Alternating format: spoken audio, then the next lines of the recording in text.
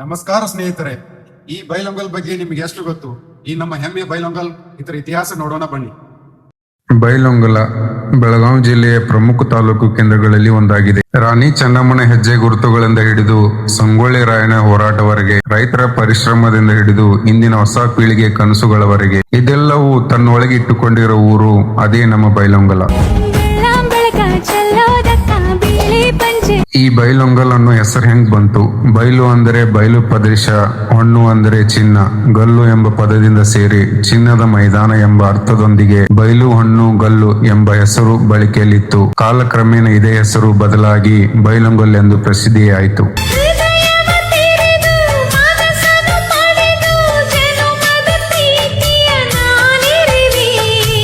ಪ್ರೀತಿಯ ಊರ ನಾಯಕಿಯೇ, ಮುತ್ತಿನ ತೇರ ದೇವತೆ, ನನ್ನ ಉಸಿರಿನಲ್ಲಿ ನಿನ್ನ ಬಿಗಿದಿಡುವೆ ಉಸಿರಿರೋ.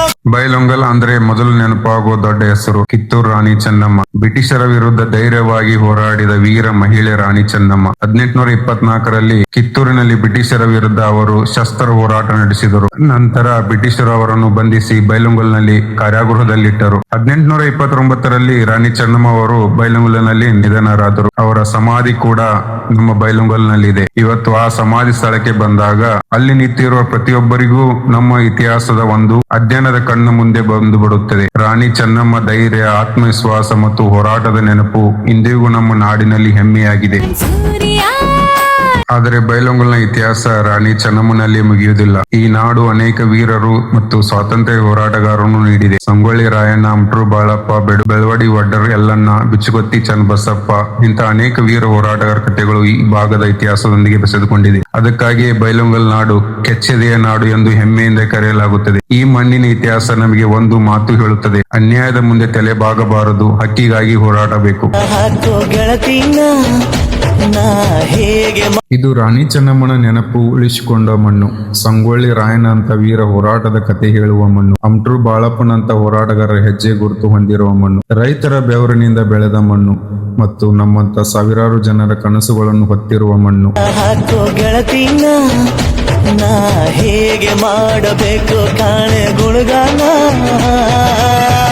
ನಕ್ಷತ್ರ ಕಾಲ್ಗೆಜ್ಜೆ ಮುಖಂತೆ ಆಲಜ್ಜೆ ಒಟ್ಟಾರೆ ನಾಗರ ಹೊಳೆಯ ನವಿ. ಬೈಲೊಂಗಲಿನ ಮತ್ತೊಂದು ಪ್ರಮುಖ ಗುರುತು ಕೃಷಿ. ಈ ಭಾಗದ ಜನರ ಜೀವನ ಕೃಷಿಯನ್ನೇ ಅವಲಂಬಿಸಿದೆ. ನಮ್ಮ ಭಾಗದ ಪ್ರಮುಖ ಜೀವನಾಡಿಗಳಲ್ಲಿ ಒಂದಾದ ಮಲಪ್ರಭಾ ನದಿ ಕೃಷಿಗೆ ದೊಡ್ಡ ಆಧಾರವಾಗಿದೆ. ಈ ಭಾಗದಲ್ಲಿ ಹತ್ತಿ, ಕಡಲೆ, ಜೋಳ, ಗೋಧಿ, ಮೆಕ್ಕೆಜೋಳ, ಕಬ್ಬು ಹೀಗೆ ಹಲವು ಪ್ರಮುಖ ಬೆಳೆಗಳನ್ನು ಬೆಳೆಯುತ್ತಾರೆ. ಬೆಳಗ್ಗೆಯಿಂದ ಸಂಜೆವರೆಗೆ ಹೊಲದಲ್ಲಿ ದುಡಿಯುವ ರೈತ ತನ್ನ ಬೆವರಿನಿಂದ ಈ ಮಣ್ಣನ್ನು ಫಲವತ್ತಾಗಿಸುತ್ತಾನೆ. ಹಾಗಾಗಿ ಬೈಲೊಂಗಲ ಇತಿಹಾಸದಲ್ಲಿ ವೀರರ ಹೋರಾಟ ಎಷ್ಟು ಮುಖ್ಯವೋ ರೈತರ ಪರಿಶ್ರಮವೂ ಅಷ್ಟೇ ಮುಖ್ಯ. ಒಂದು ಕಾಲದಲ್ಲಿ ಹೋರಾಟಗಾರ ಕಥೆಗಳಿಂದ ಗುರುತಿಸಿಕೊಂಡಿದ್ದ ಬೈಲೊಂಗಲ್ ಇಂದು ಶಿಕ್ಷಣ, ವ್ಯಾಪಾರ, ಉದ್ಯೋಗ, ಸಾರಿಗೆ ಮತ್ತು ಹೊಸ ಪೀಳಿಗೆಯ ಕನಸುಗಳೊಂದಿಗೆ ವೇಗವಾಗಿ ಬೆಳೆಯುತ್ತಿದೆ. ಹಳೆಯ ಇತಿಹಾಸವನ್ನು ಉಳಿಸಿಕೊಂಡೇ ಹೊಸ ಭವಿಷ್ಯದ ಕಡೆಗೆ ಹೆಜ್ಜೆ ಹಾಕುತ್ತಿರುವ ನಮ್ಮ ಬೈಲೊಂಗಲ ಇದೇ ಈ ಊರಿನ ವಿಶೇಷತೆ.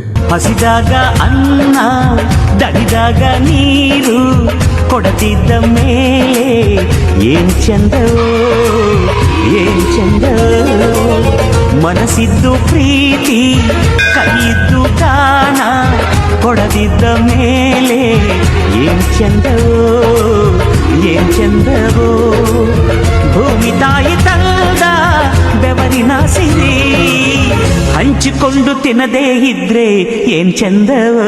ಬೈಲೊಂಗಲ್ ಬೆಳಗಾವಿ ಜಿಲ್ಲೆಯ ಪ್ರಮುಖ ತಾಲೂಕು ಕೇಂದ್ರಗಳಲ್ಲಿ ಒಂದು. ಬೆಳಗಾವಿ ನಗರದಿಂದ ಸುಮಾರು 45 ಕಿಲೋಮೀಟರ್ ದೂರದಲ್ಲಿರುವ ಬೈಲೊಂಗಲ್ ಉತ್ತರ ಕರ್ನಾಟಕದ ಪ್ರಮುಖ ಹಾಗೂ ವೇಗವಾಗಿ ಬೆಳೆಯುತ್ತಿರುವ ಪ್ರದೇಶಗಳಲ್ಲಿ ಒಂದಾಗಿದೆ. ಇದು ಬೈಲೊಂಗಲ್ ಉಪವಿಭಾಗದ ಕೇಂದ್ರವೂ ಹೌದು. ಈ ಉಪವಿಭಾಗ ವ್ಯಾಪ್ತಿಯಲ್ಲಿ ಬೈಲೊಂಗಲ್, ಕಿತ್ತೂರು, ಸೌಂದತ್ತಿ, ರಾಮದುರ್ಗ, ಯರಗಟ್ಟಿ ಸೇರಿದಂತೆ ಹಲವು ತಾಲೂಕುಗಳು ಬರುತ್ತಿವೆ. ಇಲ್ಲಿ ಜನರ ಮುಖ್ಯ ಭಾಷೆ ಕನ್ನಡ. ಇಲ್ಲಿನ ಜನಜೀವನದಲ್ಲಿ ಕೃಷಿ, ವ್ಯಾಪಾರ, ಶಿಕ್ಷಣ, ಉದ್ಯೋಗ, ಸಂಸ್ಕೃತಿ ಎಲ್ಲವೂ ತನ್ನದೇ ಆದ ಸ್ಥಾನವನ್ನು ಹೊಂದಿದೆ. ಅದಕ್ಕಾಗಿ ಬೈಲೊಂಗಲ್ ಅಂದ್ರೆ ಕೇವಲ ಒಂದು ತಾಲೂಕು ಕೇಂದ್ರ ಅಲ್ಲ, ಇದು ತನ್ನದೇ ಆದ ಇತಿಹಾಸ ಮತ್ತು ಹೆಮ್ಮೆಯನ್ನು ಹೊಂದಿರುವ ನಾಡು.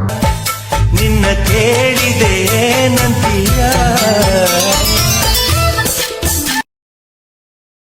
ನೀವು ಬೇರೆ ಊರಿಗೆ ಹೋದಾಗ ನೀವು ಎಲ್ಲಿಯವರಂತ ಕೇಳಿದ್ರೆ ಹೆಮ್ಮೆಯಿಂದ ಹೇಳಿ ನಾವು ಬೈಲೊಂಗಲ್ದವ್ರಂತ.